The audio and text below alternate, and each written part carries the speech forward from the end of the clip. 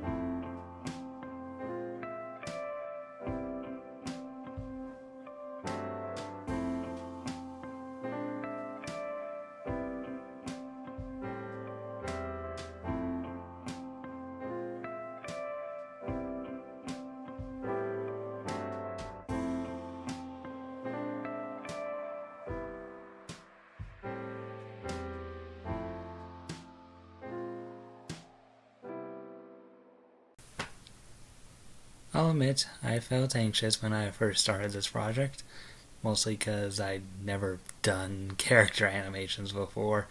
I usually just did simple animations that were the requirement for classes, but I thought to myself, it's the undergrad. It's supposed to be a big thing that we use a bunch of skills we've learned over our years at this college.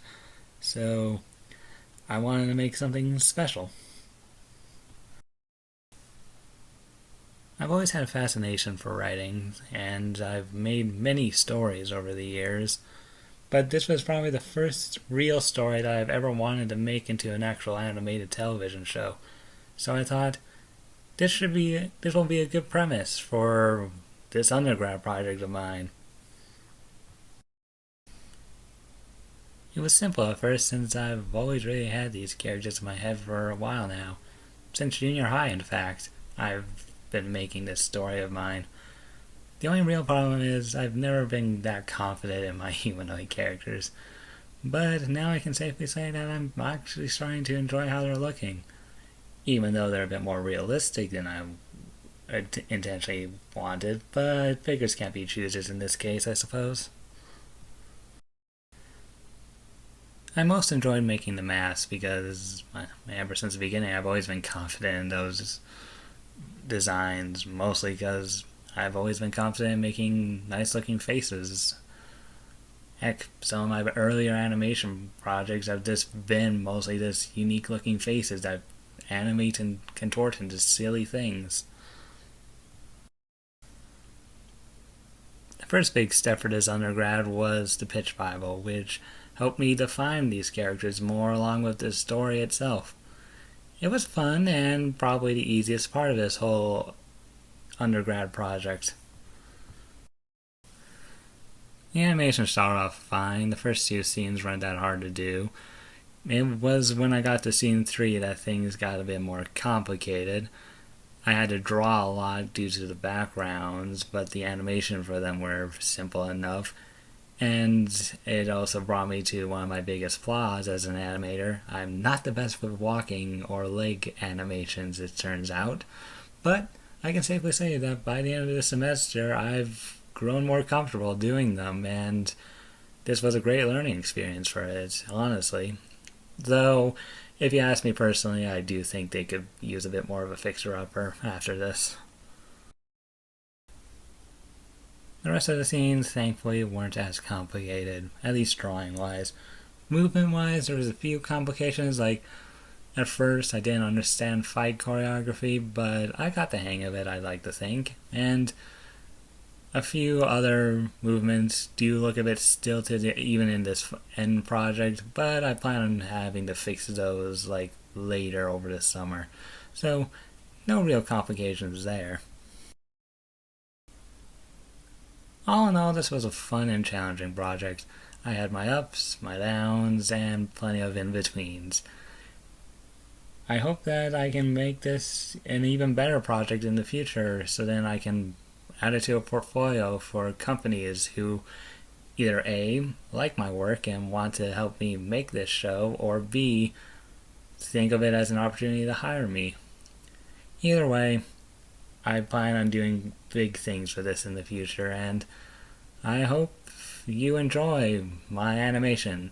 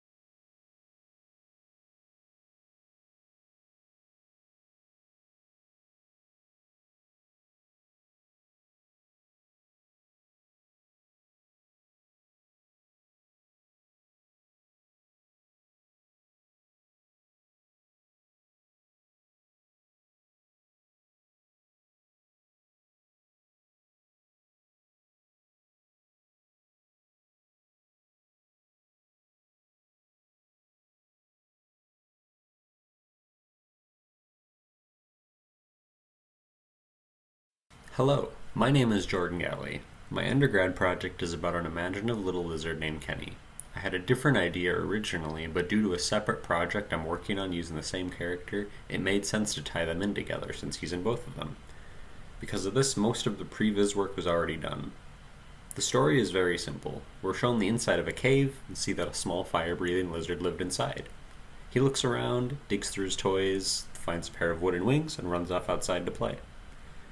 Due to time constraints and the variety of issues popping up in early 2020, there's much I wanted to do for the project but couldn't complete everything. I'd like to add sound effects and color when I finish and polish the animation up. Thank you.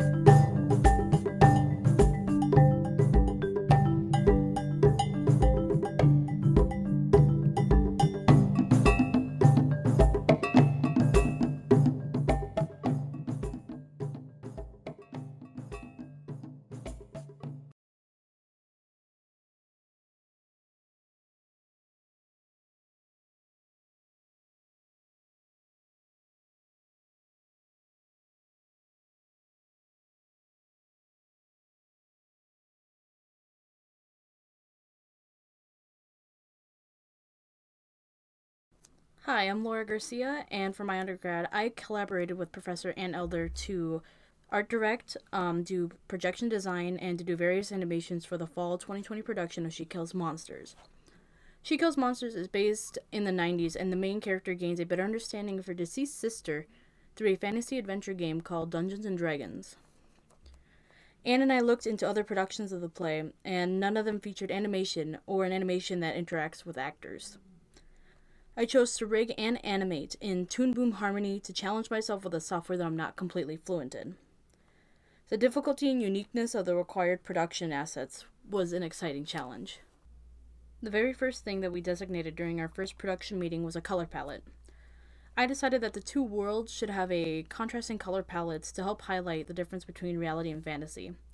For fantasy, I thought cooler saturated colors would go pretty well against the earthy tones for reality, but not be so jarring when placed side to side. Once all the production staff was given a color palette to reference, we moved on to software. We chose Resolume because we felt it was the most efficient way to make time animation with real-time sound and acting.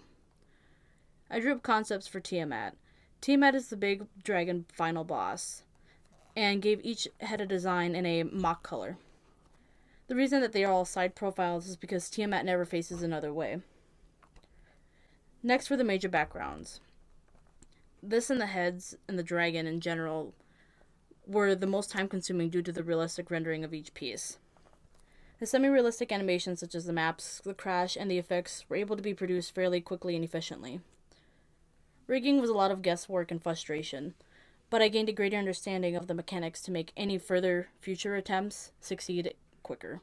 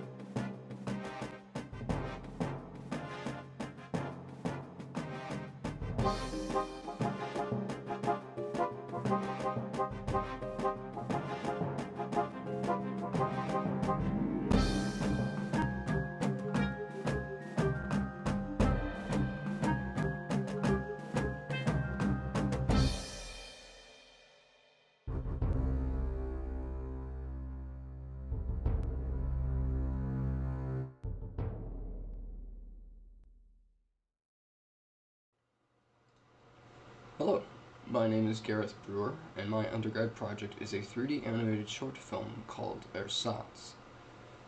Ersatz is about a fantasy rat creature whose name is Rivet, and Rivet mourns its dead brethren by hanging their names in its home, a desert cavern.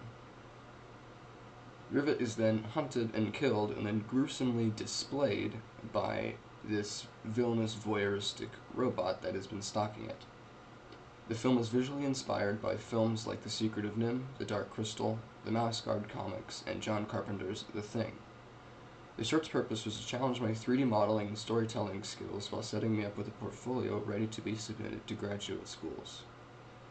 I created the story and a large majority of the assets, with a little help from Melissa Slinis with two props, the mushroom and the bag, seen in the opening shot.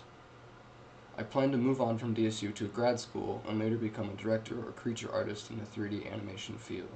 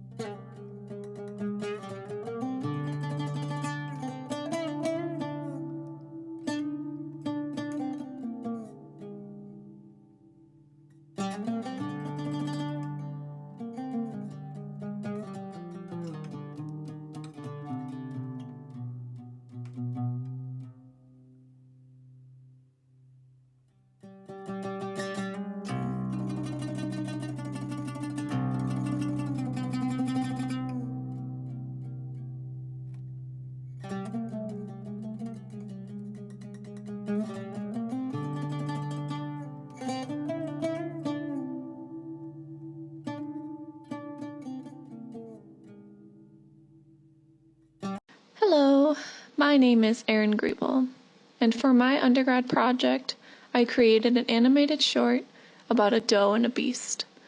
My story idea came from a project I had recently worked on, and I was really wanting to bring the characters to life. I did not recreate the original story. However, I created, with the help from my professor Daniel Seaman, a little take of the two characters playing an intriguing game of tag. I wanted to create something that could possibly be seen on either Nickelodeon or Cartoon Network. I've always enjoyed the animated series they would create, and I wanted to try replicating what they do. I wanted my characters to be likable right away, and I wanted the character designs to look simple and the backgrounds even simpler to show more emphasis on the characters themselves.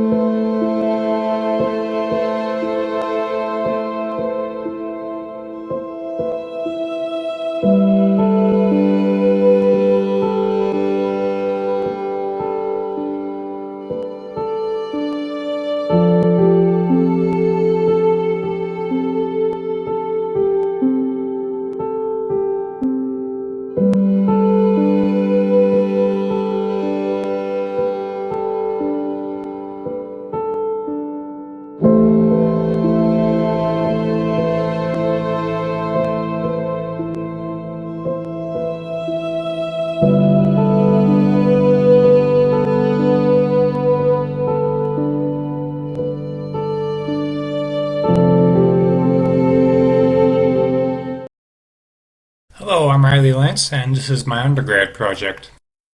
Trouble at the Warehouse is a 2D animated project that began production in August of 2019.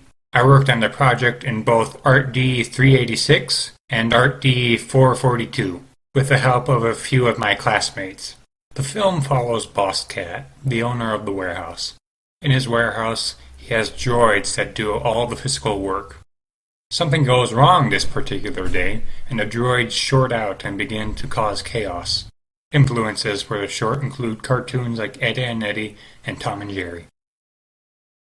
The main character of the short is Boss Cat, the owner of the warehouse. He was also the very first character to be designed.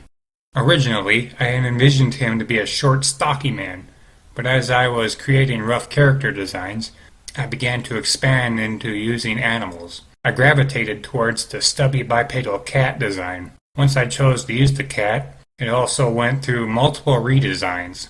Boss Cat is heavily based on a Persian. The second characters to be designed were the droids. I went through the same design process as I did with Boss Cat. I wanted to convey that the droids were not the highest quality of products, hence their frail frame and clumsy nature. Interestingly, the character design that my professor and fellow classmates gravitated towards was the space fish. They are more or less just piranhas. They are often seen corralling around Boss Cat because they see him as a big tasty meal just out of reach. Yes Cat was the final character to be designed. He was also added towards the end of the pre-production phase. During the last presentation of ArtD 386, it was suggested adding another character in the form of a Yes Man for Boss Cat. Yes Cat is based on a British Shorthair, as seen in his big eyes and fluffy cheeks. He is also the comic relief character of the short. Storyboarding began around the middle of 386. I first created a rough thumbnail storyboard on paper. Once the story was fleshed out, I then scanned the boards onto my computer and drew them out again digitally. After I digitized the boards, I put them together in a rough animatic. After the late addition of Yes Cat, I reworked parts of the storyboards to include him. While I was working on storyboards, the backgrounds were being worked on by my teammates. The backgrounds were heavily inspired by those in early episodes of Ed, Edd n Eddy and the minimalistic backgrounds of Chuck Jones. After the animatic was done, it was time to move on to pencil tests, and then later, line work. In order to animate more efficiently, different parts of the characters were animated on separate layers, so parts like the head and arms would often be done separately from the body. At this point in time, the animation is not finished, but all that needs to be done is coloring, editing, and sound design. To end things off, I would like to thank Professor Daniel Seaman and my teammates Christian, Liz, Reese, and Alan. Without them, the project wouldn't have gotten to the point that it is at now.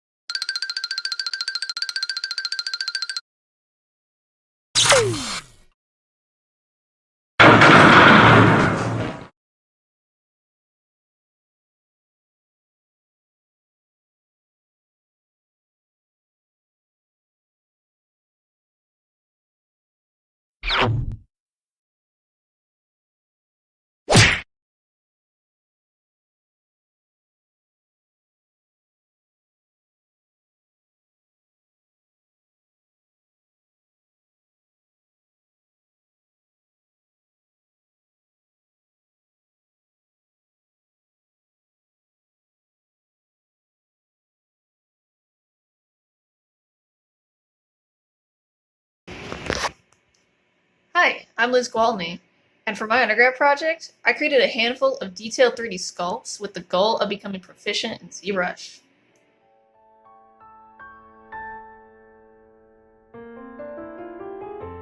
Before this year began, I'd never used the program ZBrush, which is software that specializes in 3D sculpting. I wanted to learn how to use this program because sculpting has become a standard for creating highly detailed 3D models, and ZBrush is universally used for this method. Dakota State doesn't offer any courses with ZBrush, so my entire learning experience was rigorous self-teaching through internet resources. The sculptures I made are from original concepts created for the purpose of this project, as well as a couple of pre-existing concepts. I wanted to really dig into what ZBrush could do, so my pipeline was almost exclusively limited inside of it. This included the model creation, texturing, posing, and the rendering, with the use of Photoshop for final compositing and Maya for turntable rendering. I didn't give too much thought into my original concepts because it was more about learning techniques during the sculpting phase than visual development. I drew a bunch of designs and expanded on a few to give me a good starting place before ultimately letting the sculpt shape itself. Since these models were sculpted with printing in mind, as opposed to animation, they didn't require low-resolution variations or any projected details because proper topology flow isn't necessary if the model doesn't deform. For the sake of detail, these models are purposefully left dense, ranging into millions of tries.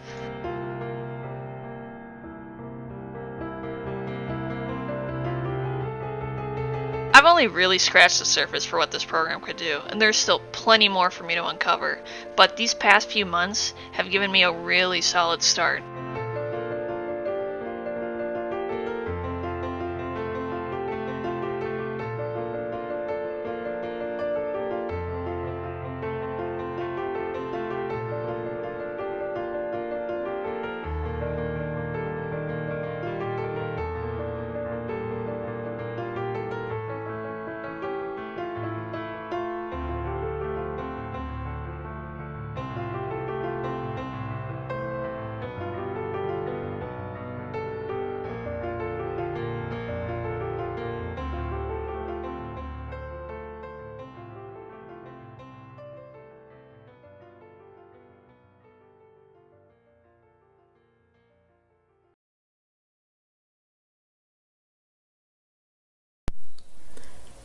Hi, my name is Alyssa Salinas.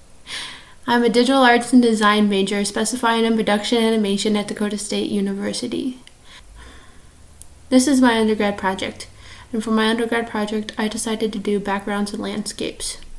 The reason why I wanted to do this is because I really like doing this, and I've learned a lot from doing this. I learned a lot about perspective and a lot about time management. This semester I am taking 18 credits, and most of those classes are project-based classes, so there would be times where I would be working on one thing when I should have been working on another. But I feel like I did overcome that, and I did manage to get what I wanted to get done. And these are the backgrounds that I created, and I hope you enjoy them. Thank you.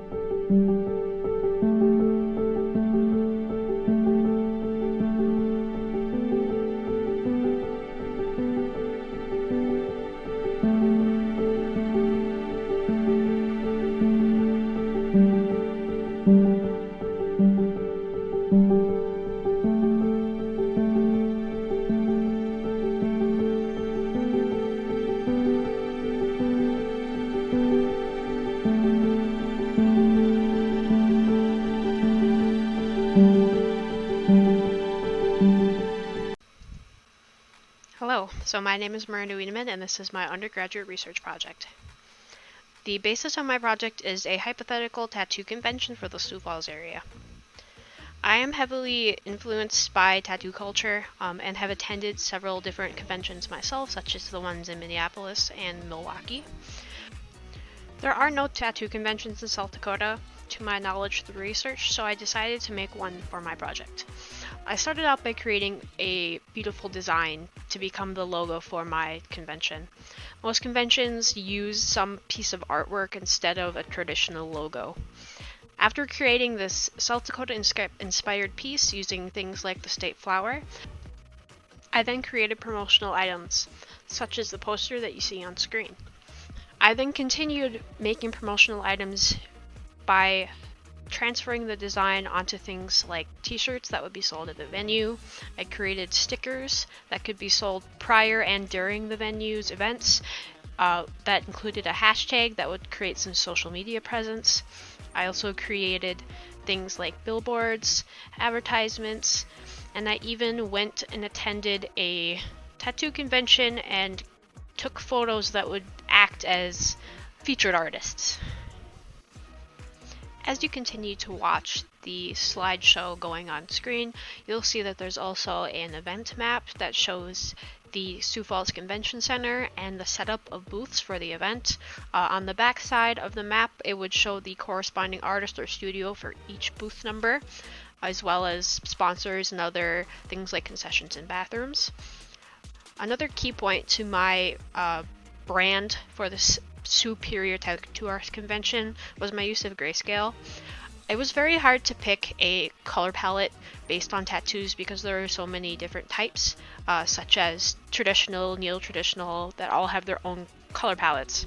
So rather than pick a particular one to portray, I decided to go grayscale so that your viewer could imagine what color the tattoos would be or what they would get as their tattoos.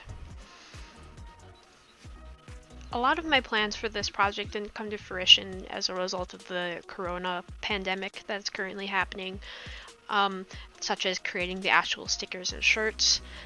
However, I do think that I did the best that I possibly could given the circumstances, and I would like to thank DSU for helping me get through these 4 years towards my degree, and I'd like to thank you for watching this video and viewing my undergraduate project.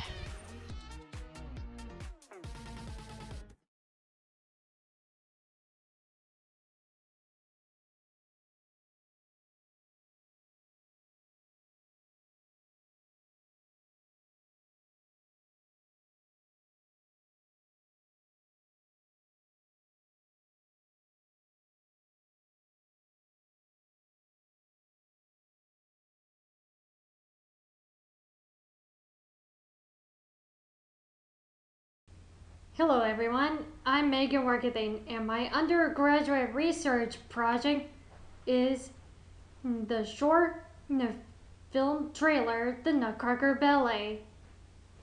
Now I was inspired by Disney's Fantasia because I wanted to be traditional animation like Walt Disney animators.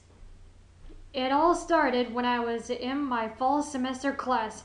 The professor gave me an assignment to create a short film, so I chose The Nutcracker Ballet because I wanted to include the Nutcracker Suite by Tchaikovsky. When I was writing on my screenplay, I wrote the characters doing different dances. Nutcracker Soldier, the March. Sugar Plum Fairy, Dance of the Sugar Plum Fairy. Russian Dolls, Russian Dance. Magic Genies, Arabian Dance. Chinese Dragon, Chinese Dance. And Prima Ballerina, Dance of the Flutes. And Winter Fairies, the Waltz of the Flowers.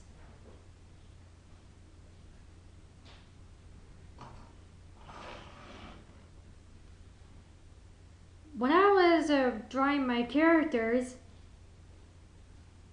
I did the Sugar Plum Fairy,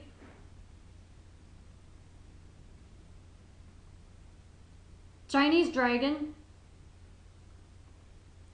Prima Ballerina, Russian dolls, magic genie, nutcracker soldier, and winter fairies.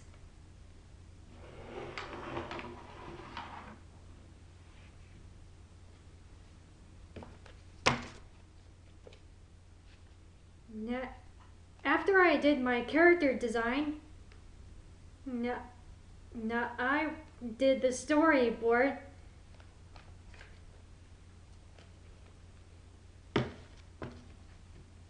I was listening to the Nutcracker Suite while taking notes from the screenplay.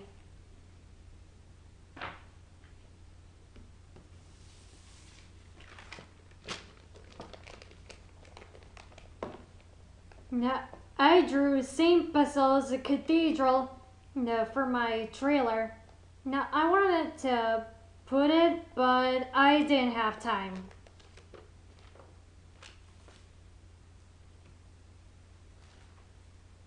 For character motion,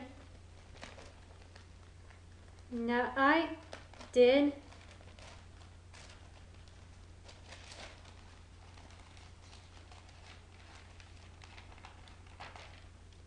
Russian dolls,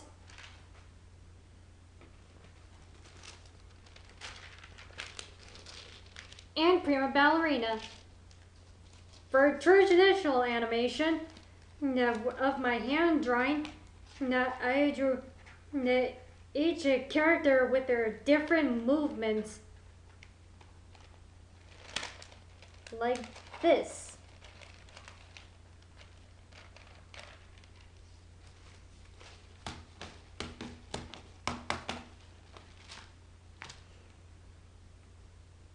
After I finish my hand drawing the character movements, I scan them into my computer, into Photoshop. Then I digital drew them with my welcome pad and did a close-up on the character. Finally, I gathered my digital drawings, words, and music into Adobe After Effects. I rendered it to MOV and converted it to MP4. It was hard to do traditional animation, but I had the complete control of it.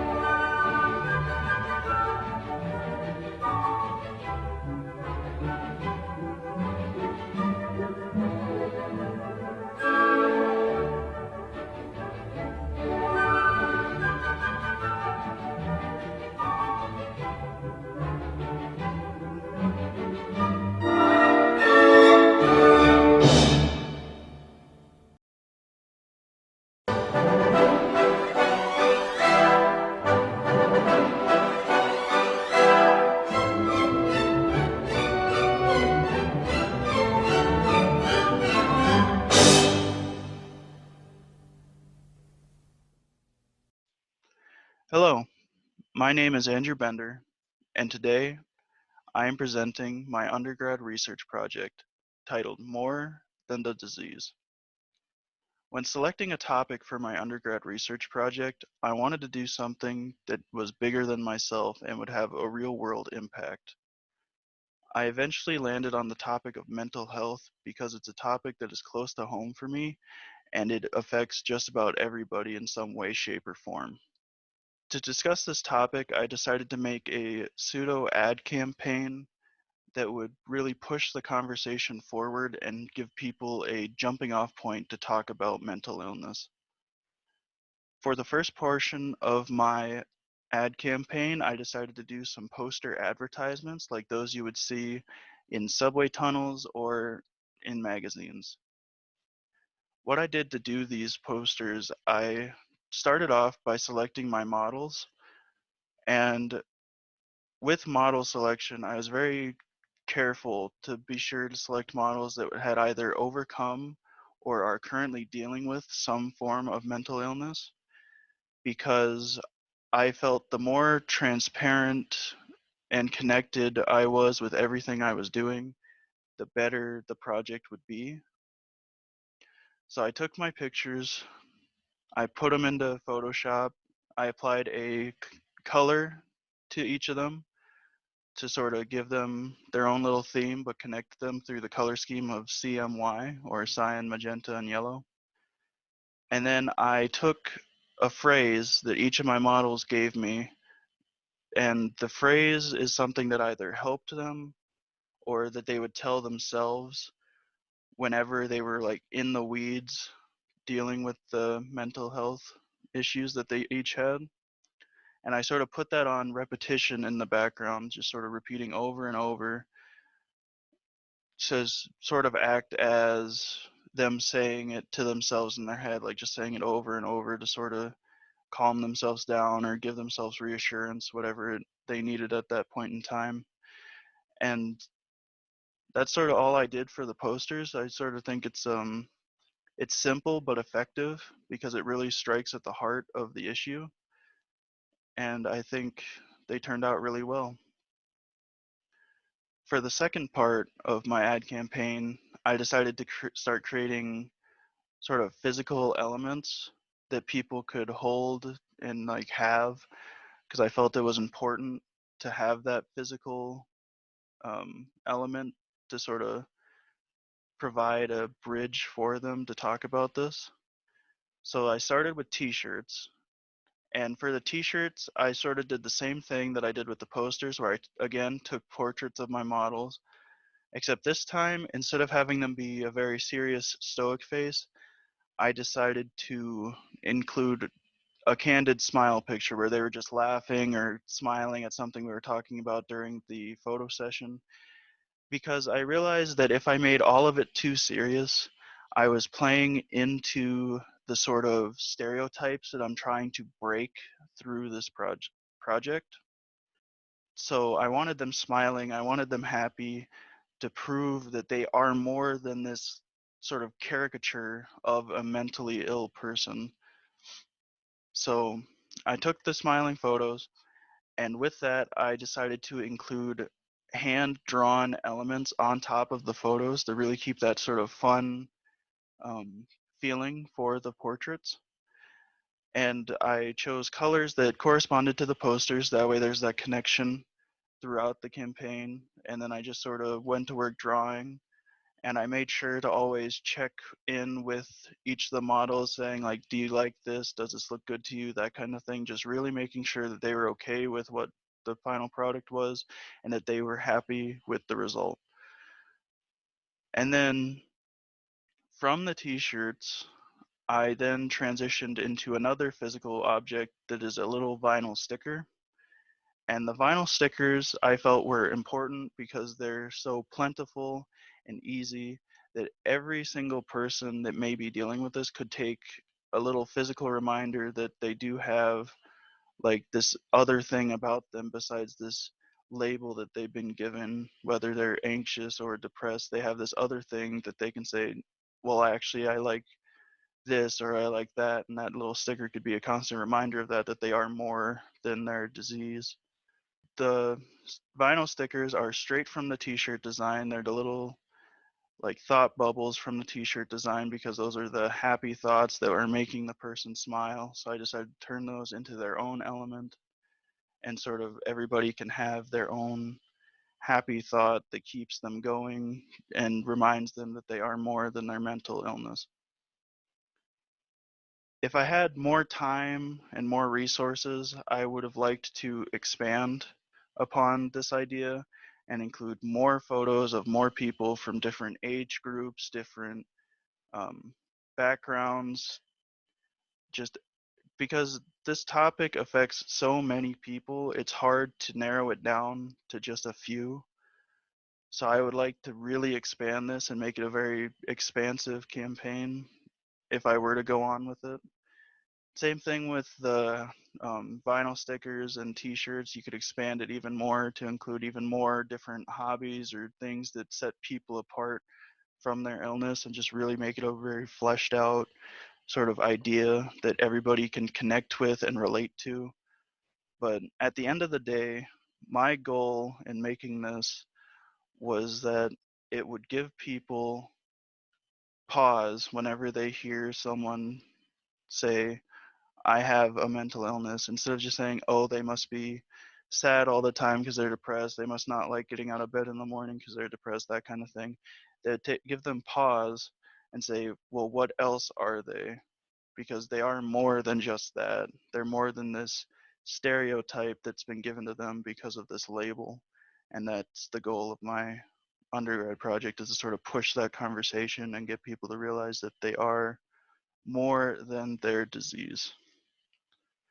Thank you.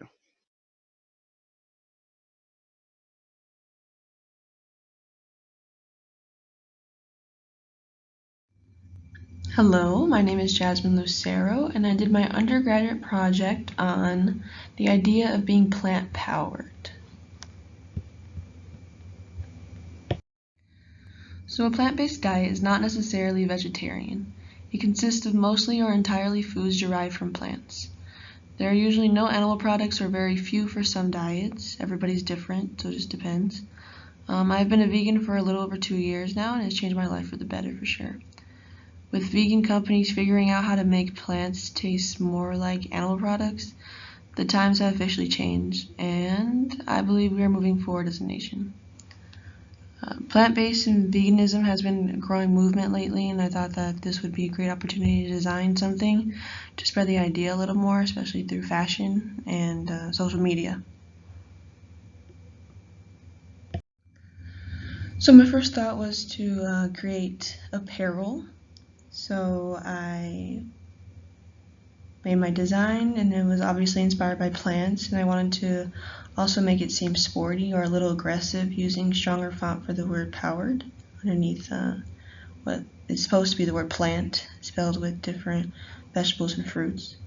I made different colored long sleeve and short sleeve shirts, and it was a lot of fun to make. I then created a blipper to promote the idea using our smartphones. Blipper is an app that helps promote different companies and their designs using three-dimensional landscapes. I included some screenshots on here of some of the design elements I used. In the program, you can download the app and scan the t-shirt design, and it comes up with a three-dimensional kind of world to go through with my design and what I'm trying to represent.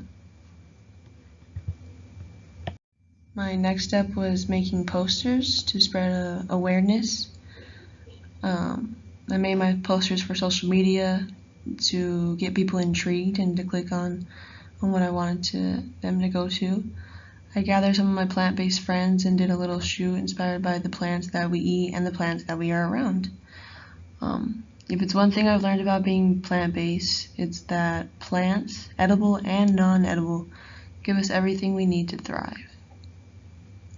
And this is actually what inspired my first poster. This poster is of my friend Kaylee riding her bike. Being plant-based has encouraged me to get outside more, especially after my weight loss. I lost 70 pounds in a year after being vegan, and I started to feel effects months into starting my diet. I gained more energy and craved being active and outside. This one is unlike the others because it shows the nature part of plants instead of the kind we eat. My other two posters have to do with food. So this was a nice change of pace for me, and it was a lot of fun to try to make movement within the piece.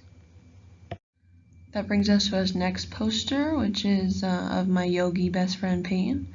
She's also showing the more balanced and active part of being plant-based while also promoting vegetables.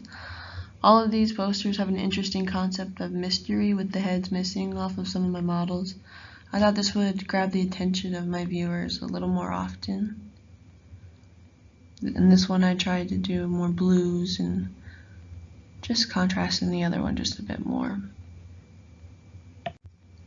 In all of these you'll see lines going across the page just to make it a little more fun and have a little more motion through the pieces. So this last one here is of my friend Gabby. She is very passionate about her food and making it look good so she can post it on social media, and that's kind of like a branding for some people. It demonstrates her love for fruits while she lays in a bowl of fruit, actually, with a raspberry head. I wanted to use bright colors in all these posters as another way to catch the attention of anybody who happens to be scrolling down their feed. I wanted to go for a different color scheme in this one with more reds and warmer temperatures.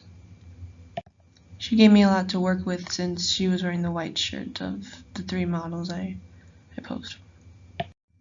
And finally here I have my designs for a business card and postcard if anybody was looking to do business with me. Yeah, they're pretty simple, just my design. I put some texture into the postcard just to make it a little more realistic and fun. I think my next step would be to create a website and be able to sell my design on other types of apparel. This project was a lot of fun for me, and I learned a lot about the difference between organic and geometric designs, and also the effect each of those has on a piece of artwork. Thank you so much for your time, and I hope you enjoyed.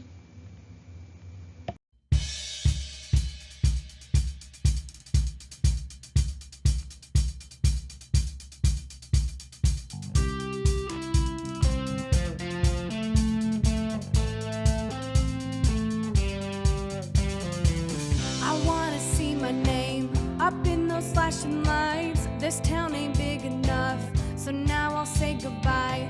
One step and then another, deep breath and then I'll go. They say it can't be done, well now it's time. They know my sights are set on the horizon, my eyes trained on the sky. My sights set on the horizon. Look out world, I'm ready. I might not make it big, but if I don't try, I'll never get to see my name in flashing lights. I don't know how I'll go, the when, the where, the why. Come on, let's do this now. Oh well, I guess it's time. No, no, no, no, I'm ready. No, no, no, no, I'll fly. No, no, no, no, I'm ready. Ooh, oh, no, no, no, no, I'm ready. No, no, no, no, I'll fly. No, no, no, no, I'm ready. Look out world, I'm ready. With my sights set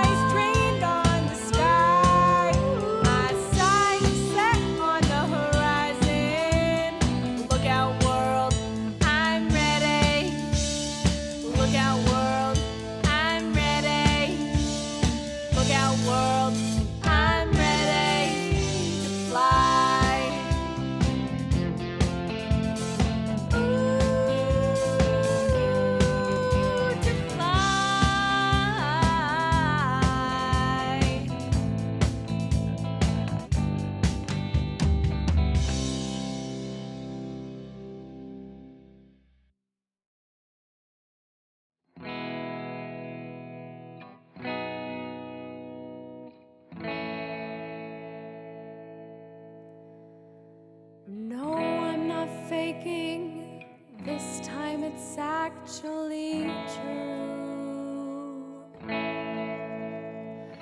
Just gotta say it all to you. Didn't want to steal the show, but it's time I let you know. Please don't hate me, it's what I have to do.